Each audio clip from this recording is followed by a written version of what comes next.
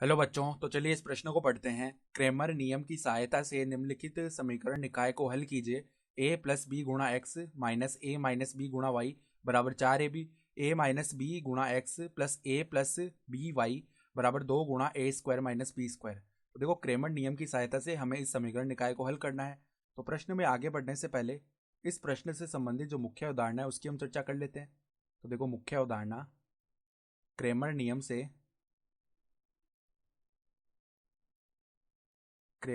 से यदि यदि देखो हमारे पास में समीकरण निकाय इस तरह का हो कि a1x प्लस में b1y बराबर में c1, ठीक है, और a2x प्लस में b2y बराबर में c2, ये दो समीकरण दिए हुए हैं, ठीक है।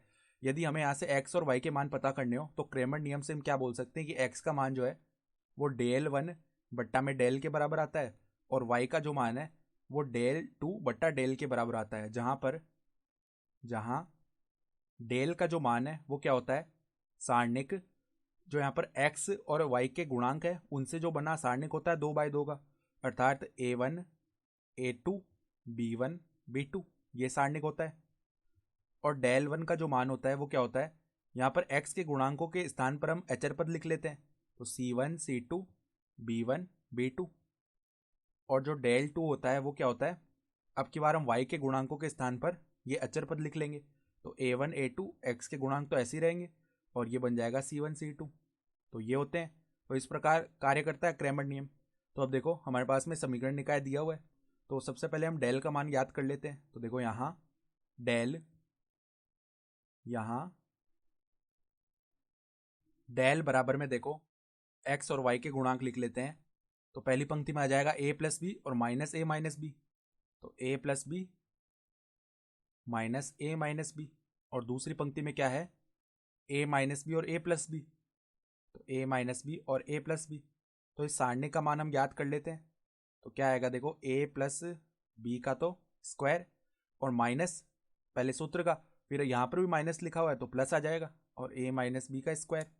तो अब देखो ये खोल लेते हैं हम, तो a स्क्वायर प्लस में बी स्क्वायर प्लस में 2ab, और यहाँ पर बनेगा a स्क्वायर प्लस में बी स्क्वायर माइनस का 2ab। तो 2ab से 2ab जीरो हो जाएगा, और a square plus B square plus a square plus B square ये हो जाएगा 2a स्क्वायर प्लस में 2b स्क्वायर, ठीक है। ये बन गया डेल का मान। अब हम डेल वन का मान याद कर लेते हैं। तो सारणिक देखो अचर पद क्या है, 4ab और 2 गुणा a² माइनस बी स्क्वायर, तो 4ab और 2 गुणा a² माइनस बी स्क्वायर ये है। और यहाँ पर देखो जो y के गुणांक है वो क्या लिखे हुए हैं, माइनस ए माइनस बी और a plus B, minus A minus B और a प्लस बी। देखो इसका मान हम याद कर लेते हैं।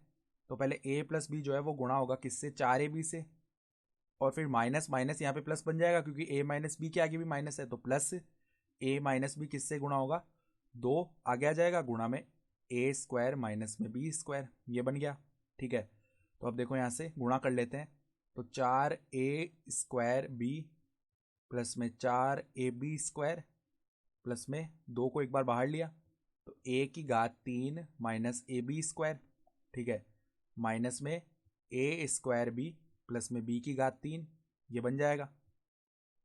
तो इसका मान देखो क्या बना अब, 4a² बी प्लस में 4ab² प्लस में 2a³ minus 2ab² minus 2a² B plus में 2b³, ठीक है। तो देखो 4ab² और माइनस 2ab² 2ab² बन गया, और 4a² B minus 2a² B ये 2a² बी बन गया। अर्थात डेल वन का मान क्या आ गया, डेल वन बराबर में देखो जो घात 3 है उनको हम आगे लिख लेते हैं, तो 2a³ 2a³ प्लस में 2b³, फिर देखो 2a² बी प्लस में 2ab² प्लस में 2a² बी प्लस में 2ab², ठीक है। तो अब देखो जो a के पद हैं उनमें से हम 2a² को बाहर ले सकते हैं। तो यहाँ पर देखो 2a² को जैसे ही बाहर लिया तो यहाँ पर a बच गया, और तीसरे पद में 2a² बी लिखा हुआ है तो प्लस में b बच गया। ये देखो b के पदों में से हम 2b² को बाहर ले सकते हैं, तो यहाँ पर क्या बना हमारे पास में, a प्लस में b यहाँ भी बच जाएगा, ठीक है। तो अब दोनों पदों में से a प्लस बी को उभयनिष्ठ ले लिया, तो 2a² प्लस में 2b² बच जाएगा, ठीक है। ये तो डेल वन का मान आ गया। अब हम डेल टू का मान निकाल लेते हैं। तो वो क्या बनेगा देखो, अब डेल टू का मान निकाल लिया हमने। तो यहाँ पर देखो जो y के गुणांक है उनके स्थान पर अचर पद रख देने, और x के गुणांक तो वैसे ही रहेंगे, तो a plus B A minus B, A plus B A minus B. और अब की बार देखो y के गुणांकों की जगह ये आ जाएगा 4ab और 2a² माइनस बी स्क्वायर। ठीक है, तो अब देखो यहाँ से गुणा करते हैं, हम इस सारणी का मान याद कर लेते हैं। तो क्या आएगा देखो, 2 × a² माइनस बी स्क्वायर, ये गुणा होगा a प्लस बी से, माइनस में a माइनस बी गुणा होगा 4ab से। ठीक है, तो देखो 2 को तो बाहर लिया और अंदर गुणा किया, तो a की घात 3 प्लस में a² भी माइनस में ab² और माइनस में b की घात 3, ये बन गया। और यहाँ पर माइनस में 4a² भी और प्लस में क्या बन जाएगा 4ab²। ठीक है, देखो 2a की घात 3 फिर माइनस में 2b की घात 3, इस पद को पहले लिख लिया, प्लस में 2a² माइनस में 2ab² माइनस 4a² प्लस में 4ab², ये बन गया। तो अब देखो 2a की घात 3 माइनस 2b की घात 3 और प्लस में 2a² और माइनस में 4a², ये कितना बन गया माइनस का 2a²। उसी प्रकार माइनस 2ab² और प्लस 4ab², ये हो गया प्लस का 2ab²। तो अब देखो जो a के पद है, अर्थात यहाँ पर a की घात 3 है, पहले पद में 2a की घात 3, और जो तीसरा पद है वहाँ पर माइनस 2a² भी लिखा हुआ है, तो इनमें से हम 2a² को उभयनिष्ठ लेते हैं, तो a माइनस बी बच जाएगा।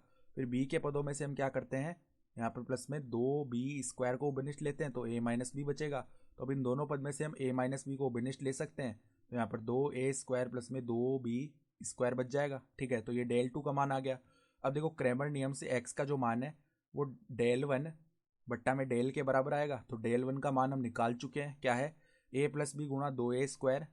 देखो a प्लस में b गुणा 2a² प्लस में 2b² और बट्टा में डेल का मान भी हम निकाल चुके हैं। तो क्या आया था डेल का मान 2a² प्लस में 2b², तो 2a² प्लस में 2b²। तो यहाँ पर देखो 2a² प्लस 2b² भाग हो जाएंगे आपस में, तो x का मान a प्लस बी आ गया। ठीक है, इसी प्रकार अगर हम y का मान याद करें तो y का मान था डेल 2 बट्टा में डेल, तो डेल 2 का मान भी हम निकाल चुके हैं, a माइनस बी गुणा 2a² प्लस में 2b²। ठीक है, और बट्टा में जो डेल का मान है वो है 2a² प्लस में 2b², तो ये वापस भाग हो जाएगा, तो यहाँ से जो y का मान है वो a माइनस बी बन जाएगा। ठीक है, और x और y के मान ही हमें सवाल में पूछे गए थे, तो x का मान तो आ गया a प्लस बी और y का मान आ गया a माइनस बी, ये हमारा उत्तर हो गया। तो आशा करता हूँ कि आपको ये प्रश्न समझ में आया होगा। धन्यवाद।